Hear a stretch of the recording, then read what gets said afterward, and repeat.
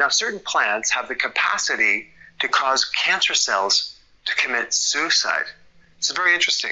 So you may have heard of sulforaphane, which is a phytonutrient that's in broccoli sprouts, broccoli, cauliflower, kale, Brussels sprouts, cabbage, bok choy, and other cruciferous vegetables.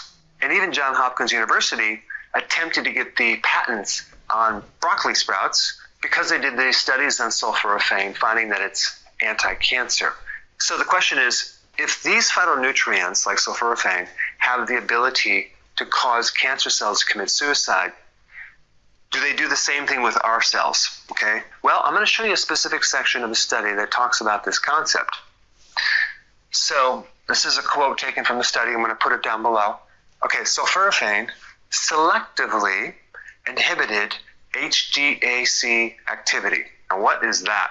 Well, HDAC activity is really just an enzyme that affects the DNA stability, causing the DNA to be very unstable in a cell.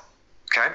And induced, which means triggered, P21 expression. Now, what the heck does P21 expression mean?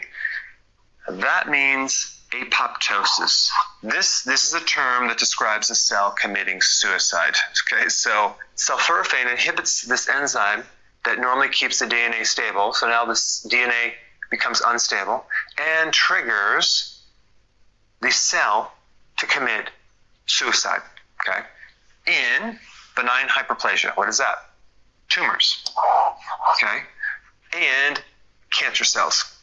While it only caused a transient, which is kind of not a long-term thing, it's a short-term type thing, decrease in HDAC activity, and did not affect the P21 expression in normal cells. And this is why they said selectively. Okay, so you're not going to have to worry about getting cancer from eating these plants because it's selective. It has the ability to differentiate and go after the cancer cells and leave your cells alone. And so the question is, why did a plant even come up with this chemical in the first place? Well, plants have enemies, bacteria, insects, that type of thing.